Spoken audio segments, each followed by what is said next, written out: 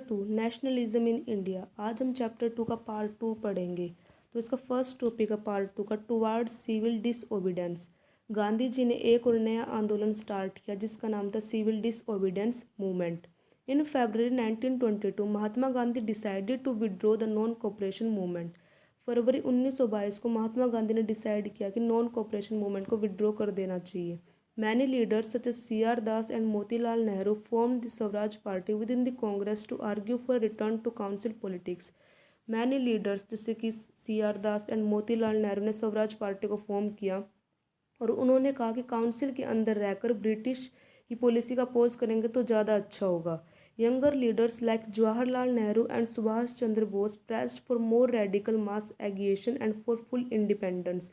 Younger leaders जैसे कि Jawaharlal Nehru and Subhash Chandra Bose ने कहा ऐसे काउंसिल में बैठने से कुछ नहीं होगा, आपको सड़कों पर उतरना ही पड़ेगा अगर आप पूरी तरह से आज़ादी चाहते हैं, अगर आप पूर्ण इंडिपेंडेंस चाहते हैं, अगर आप फुल इंडिपेंडेंस चाहते हैं तो उसके लिए आपको सड़कों पर उतरना पड़ेगा और मास मूवमेंट करना ही पड़ेगा। There are two reasons for civil disobedience movement. Civil disobedience movement ये दो रीज़न से स्टार्ट हुआ, जैसे कि Simon commission of 1927 and great economic depression of 1929। तो हम सबसे पहले सिमोन कमीशन ऑफ 1927 को पढ़ेंगे। Simon commission of 1927। The Indian members of central legislative assembly exposed some demerits in the government of India act of 1919। Indian members जो थे जिन्होंने election लड़ा स्वराज पार्टी से, उन्होंने बताया कि जो गवर्नमेंट ऑफ इंडिया एक्ट है उसकी भी कुछ ड्रॉबैक्स है, उसकी भी कुछ खामियां हैं। The Simon commission was appointed in 1927। जो सिमोन कमीशन था वो 1927 में अपॉइंट किया गया था। And commission consisted of 7 members और इसके अंदर 7 मेंबर्स चुने गए थे। And its chairman was sir John Simon और जो इसका चेयरमैन था उसका नाम था सर जॉन सिमोन और इसी नाम से ही सिमोन कमीशन का नाम पड़ा। There was no Indian members in it and Indians boycotted it because there was indication of Swaraj which was the first priority of Indians. Indians बोले कि जो ये एक्ट बनाया गया है ये हमारे लिए ही बनाया गया है और इसमें एक भी इंडियन नहीं है, मतलब 7 मेंबर्स में से एक भी इंडियन नहीं है इसके अंदर। तो इसी वजह से इंडियन लोगों ने इसको बायकॉट कर दिया, इसका बहिष्कार कर दिया। When Simon Commission arrived in India in 1928, it was greeted with the slogan "Go back, Simon." जैसे ही सिमोन कमीशन इंडिया में आई 1928 में, जो लोग थे वो एक स्लोगन लेकर आए "Go back, Simon." In December 1927, under the presidency of Jawaharlal Nehru, the Lahore Congress formalized the demand of Purna Swaraj or full independence for India. Jawaharlal Nehru ने लाहौर कांग्रेस सेशन रखा था 1929 दिसंबर में। उन्होंने वहाँ पर कहा था कि पूर्ण स्वराज होगा इंडिया का। It was declared that 26 January 1930 would be celebrated as the independence day. 26 जनवरी 1930 में पहला इंडिपेंडेंस सेलिब्रेट किया गया था। Great economic depression of 1929। The depression had deep impact on agriculture and industrial goods. जो डिप्रेशन का गहरा प्रभाव पड़ा किस किस पर, एग्रीकल्चर पर और इंडस्ट्रियल गुड्स पर। Poverty increased by 1930 due to high taxes. 1930 के दौरान जो गरीबी थी वो बहुत ज़्यादा बढ़ गई। क्यों बढ़ गई? क्योंकि जो टैक्सेस थे वो ज़्यादा बढ़ गए, जिसके कारण क्या हुआ, गरीबी बढ़ गई। The salt march and the civil disobedience movement. अब इसके पीछे भी एक स्टोरी है। अब जब सोल्ट मार्च आया, जब गांधी जी सोल्ट मार्च को लेकर आए तो फिर गांधी जी को क्या क्या फेस करना पड़ा, तो इसके पीछे एक छोटी सी स्टोरी है। तो क्या होता है, गांधी जी ने मूवमेंट स्टार्ट करने से पहले 31 जनवरी 1930 को एक लेटर भेजा इरविन को। उस लेटर के अंदर 11 डिमांड्स थी, जैसे सोल टैक्स को एबोलिश कर दो, लैंड रेवेन्यू को कम कर दो, ये सारी डिमांड्स थी।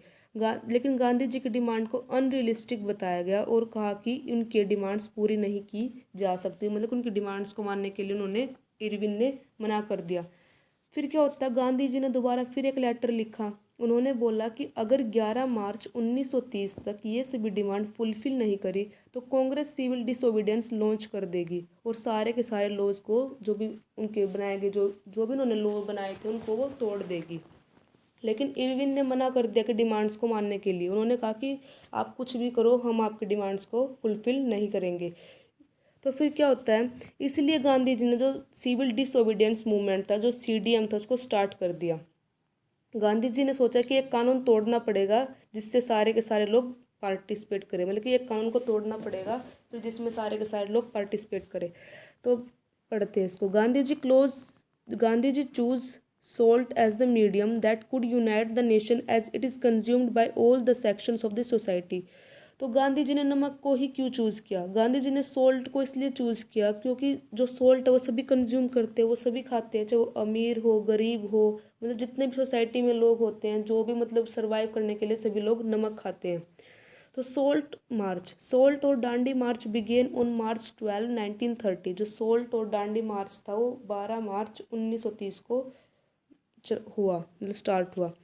On six April 1930 Gandhi ji reach Dandi, a village in Gujarat, and broke the salt law by boiling sea water and manufacturing salt. 6 अप्रैल 1930 को जो गांधी जी थे वो डांडी पहुँचे। गुजरात का एक गांव है जिसका नाम डांडी है।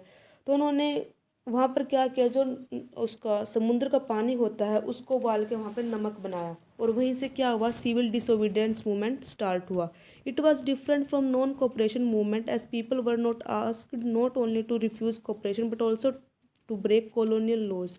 तो ये मूवमेंट था, ये नॉन कोऑपरेशन मूवमेंट से थोड़ा अलग था। इसमें लोगों ने क्या किया, जो कोऑपरेशन करने से भी रिफ्यूज़ कर दिया और जो कॉलोनियल लॉ थे उनको भी तोड़ना स्टार्ट कर दिया। Boycott of foreign goods, non payment of taxes, breaking forest laws were its main features. लोगों ने क्या किया कि जो फॉरेन गुड्स थे उनको बायकॉट कर दिया, जो टैक्सेस थे उनकी जो जो पेमेंट थी उनकी पेमेंट नहीं की गई, उनको पे करने से मना कर दिया। ब्रेकिंग फॉरेस्ट लॉ, जो फॉरेस्ट लॉ थे उनके जो फॉरेस्ट के ऊपर जो लॉ बनाए गए थे उनको तोड़ दिया गया। तो ये सारे मेन फीचर्स थे उसके अंदर। British government arrested all the leaders including Gandhi ji and Jawaharlal Nehru. तो फिर ब्रिटिश गवर्नमेंट ने क्या किया, जो सभी लीडर्स को अरेस्ट करना स्टार्ट कर दिया, जिसके अंदर कौन कौन थे, गांधी जी और जवाहरलाल नेहरू भी शामिल थे। फिर महात्मा गांधी ने दोबारा से फिर अपना मूवमेंट को स्टॉप करने का निर्णय लिया। तो फिर Mahatma Gandhi called off the movement. तो महात्मा गांधी ने जो मूवमेंट था उसको स्टॉप कर दिया। Gandhi Irwin pact. अब आता है Gandhi Irwin pact. On 5 March 1931 lord Irwin signed a pact with Gandhi ji. एक पैक्ट साइन किया गया, यानी कि एक एग्रीमेंट साइन किया गया, जिसको गांधी इरविन पैक्ट भी कहा जाता है। तो फिर in December 1931 Gandhi ji went to London for the second round table conference but return disappointed. Gandhi ji ने वो एक्ट, मतलब कि जो एग्रीमेंट था वो साइन किया इरविन के साथ। उन्होंने, गांधी जी ने बोला कि मैं ये सब कर दूंगा, बस जो आपने अरेस्ट किया सभी लोगों को, आप बस आप उनको छोड़ दो। गांधी जी ने एक और बात बोली, कुछ हम चेंजेस चाहते हैं, उनके लिए राउंड टेबल कॉन्फ्रेंस करो लंदन में। तो फिर वो गए राउंड टेबल कॉन्फ्रेंस में, लेकिन वो निराशा के साथ लौटे, मतलब डिमांड पूरी नहीं की गई।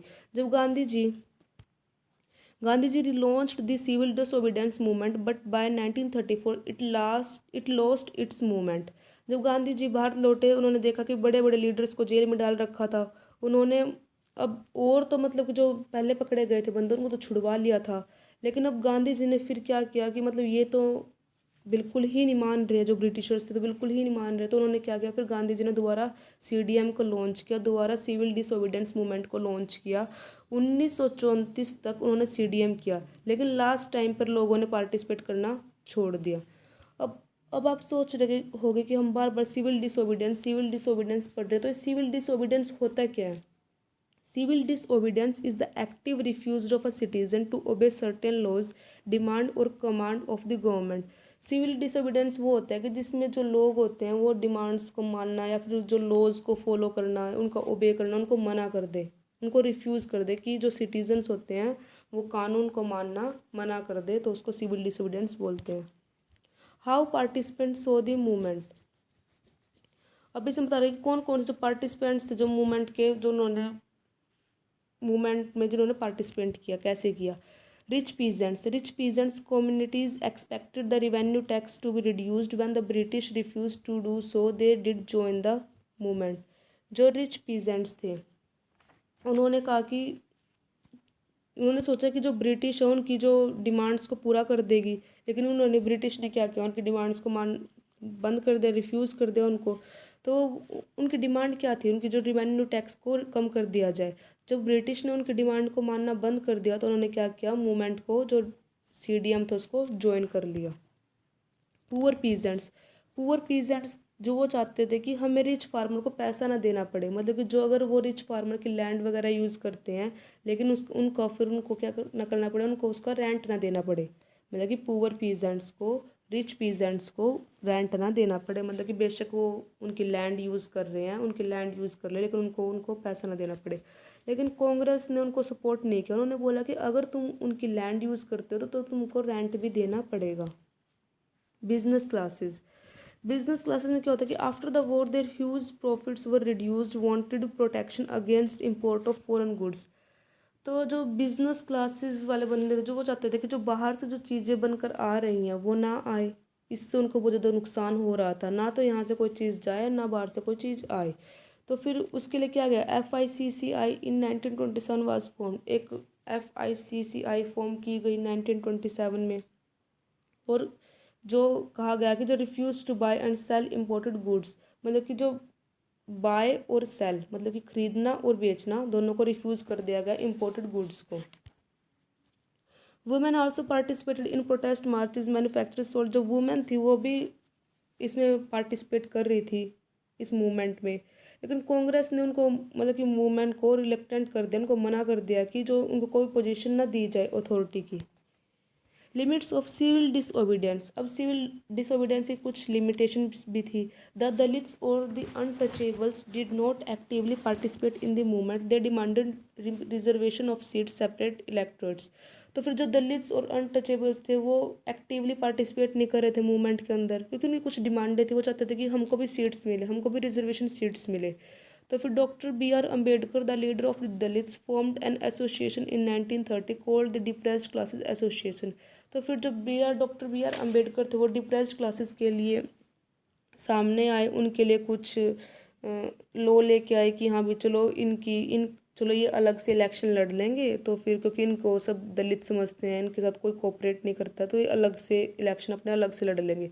लेकिन गांधी जी ने ऐसा करने से रिफ्यूज़ कर दिया, ऐसा करने से मना कर दिया। वो बोले कि जो दलित हैं ये अलग से इलेक्शन ना लड़के इनको अलग से सीट दे दी जाए, मतलब कि ये इनको अलग से इलेक्शन ना लड़े, इनके लिए अलग से सीट, मतलब अलग से सीट दे दी जाएगी, इनके लिए अलग से सीट रिजर्व कर दी जाएगी। तो फिर क्या होता है, जो मुस्लिम्स होते हैं, जो MA जिन्ना होता है, जो वो सामने आता है, वो बोलता है कि जब इनको अलग से सीट मिल रही है तो हमको भी अलग से, मतलब कि हमको भी अलग से सीट मिलनी चाहिए, हमारा भी हक है अलग से सीट लेने का। Large section of Muslims did not participate in the civil disobedience movement. अब उनको सीट्स नहीं दी गई, तो फिर उन्होंने बोला कि अगर हमको सीट्स नहीं दी जाएगी तो हम जो ये सिविल डिसोबीडियंस मूवमेंट जो आप कर रहे हो हम इसमें पार्टिसिपेट नहीं करेंगे। उन्होंने ऐसा करने से रिफ्यूज़ कर दिया, उन्होंने मना कर दिया कि हम इसके अंदर पार्टिसिपेट नहीं करेंगे। The sense of collective belonging, last topic है the sense of collective belonging. इसका मतलब है अपनेपन की भावना। उस समय जो हिंदू और मुस्लिम मेजोरिटी में थे, एक साथ थे, क्योंकि पाकिस्तान भी इंडिया के अंदर आता था, लेकिन फिर भी इन दोनों ने अपने धर्म से ऊपर उठकर साथ में रहकर ब्रिटिशर्स के खिलाफ लड़ाई लड़ी। The sense of collective belonging come partially through the experience of United struggles. जो हमने अभी पढ़ा है कि एक तो यूनाइटेड स्ट्रगल से हुआ, जैसे कि मतलब कि मुस्लिम्स और हिंदू थे वो आपस में आए, यूनाइटेड मतलब कि यूनाइट हुए, एक साथ हुए, तो एक तो उसकी वजह से हुआ, मतलब उसकी वजह से उनके अंदर नेशनलिज्म की भावना आई। हिस्ट्री एंड फिक्शन, फोक लोर and songs, popular prints and symbols all played a part in the making of nationalism. जो हिस्ट्री थी, जो सॉन्ग्स थे, पॉपुलर प्रिंट्स और सिम्बल्स थे, इन्होंने भी बहुत बड़ा रोल निभाया नेशनलिज्म की भावना को लाने के लिए। By 1921 Gandhi ji had design the Swaraj flag. 1921 के दौरान गांधी जी ने स्वराज फ्लैग को डिज़ाइन किया गया।